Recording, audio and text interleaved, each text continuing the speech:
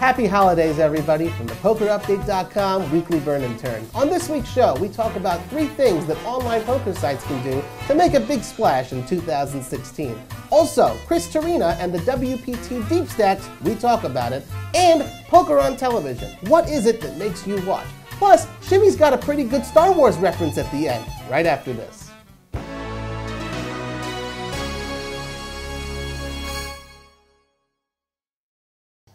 Welcome, everybody, to another great, exciting episode of the PokerUpdate.com weekly burn and turn for the week of December 20th, 2015. You're in for a treat this time. Are you ready, Jim? I'm always ready. You ready, Robbie? I think you're a little bit, I'm ready, but I think you're a little bit too ready. What's with the sleeves, dude? It's freezing in here, you know, and until you give me a We're long indoors. sleeve Poker Update shirt, I'm wearing a long sleeve shirt underneath. And you know what? I'm not afraid to come like this. I'm braver than you think. Okay, yeah, I don't know about that. Well, you're clearly not brave enough to have a Twitter handle, though. That's one thing I want to point out.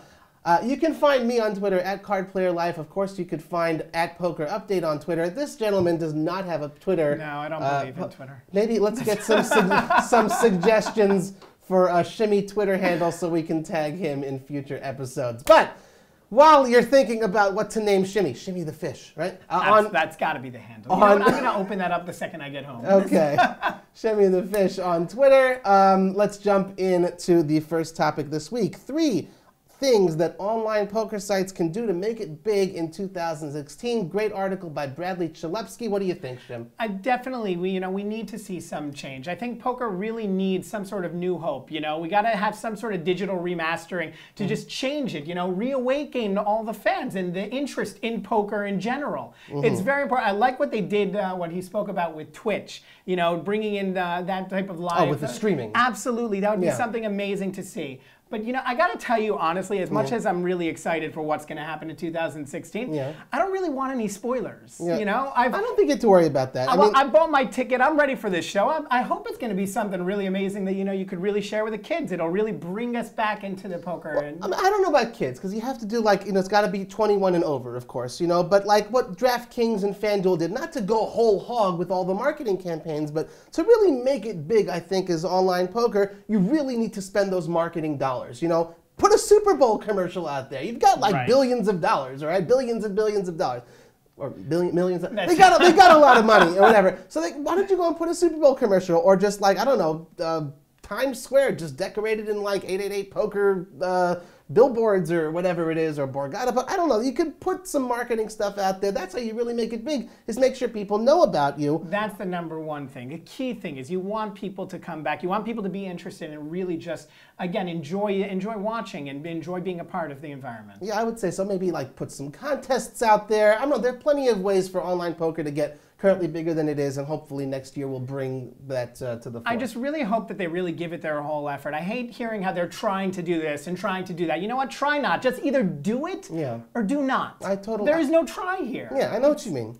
Well, someone who really sincerely does it is Chris Torina, right? He is in charge of the WPT Deep Stacks. This was actually very interesting. I consider myself very, very, very into poker. With, I know a lot of stuff out there, right? One of the articles that we wrote here was what Jennifer Newell wrote, 4 Steps to Success with WPT Deep Stacks Chris Torina. She interviewed him, right? Great interview, and it completely opened up this whole new world of poker to me because I didn't really know much about him. I've heard it, I've seen the brand. What is it all about? The fact is, this is a gentleman who, he brought it, man. He had this idea for a new tournament series for mid-level, stakes grinders and recreational players, low buy-in amounts. He created this brand. He worked his butt off, right? And then he goes and, he made a partnership and sold it, whatever, to the World Poker Tour. And now it's sort of like their a branded event. He knows who the customer is, he tailors the event, and he keeps working, he doesn't rest.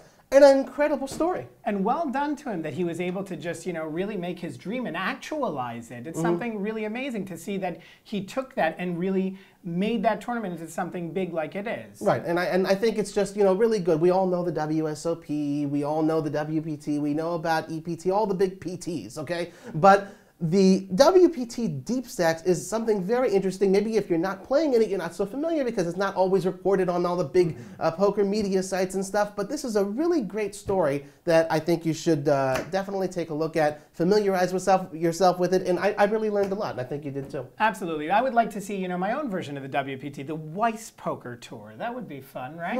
It sounds familiar. I may or may not have played in such an event. But speaking of, nothing related at all to that, there was an article that we also put on there. It's got to be briefly mentioned. 7 Australian poker players you need to watch. James Gwill put this article together. And of course, you've got Joe Hasham, and you've got Jeff Lissandro and Mel Judah. Those are the players you expect. But how do you not put Billy the Croc Aguiros on that list? It's ridiculous, man. Crikey! That was pretty good. It's not so bad. He wears the crocodile t-shirts to every event that he plays in. He's in the Australian Poker Hall of Fame. It's kind of ridiculous. Where's Billy? Pressure. That's a pretty good accent. Thank you. Although I got to tell you, it's really easy to do an Australian accent. You know how you do it? All you do is you smile really big and you talk. G'day, mate. G'day. How you doing? Kangaroos. Koala bears.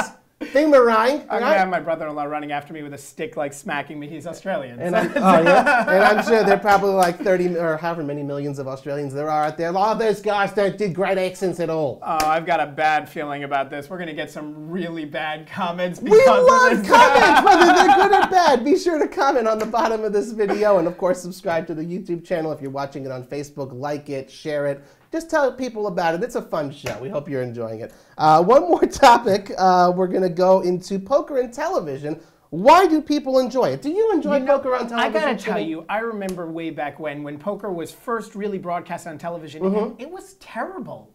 They only had a show. I loved it. No, back then they only had a show here or there. It was like a phantom menacing you, popping up here and there, and you would watch it and just be asking yourself, why did they do this? It's not that interesting. There was no plot line really, and none of the characters really had an appeal. It was just you're watching an attack of clones going at each other.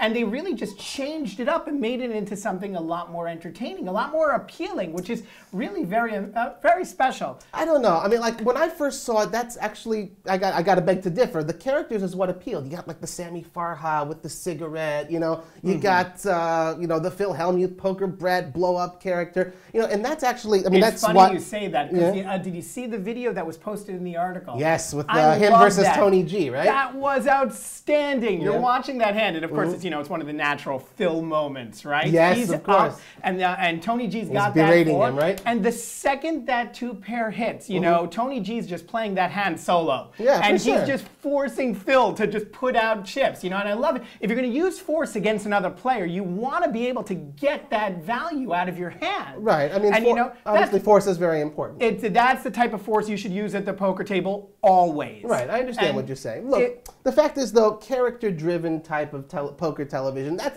what I'm interested in. That's what makes me tune in. Like, I just tuned into Shark Cage from PokerStars, where you had Negreanu and Ivey going heads up for $1 million.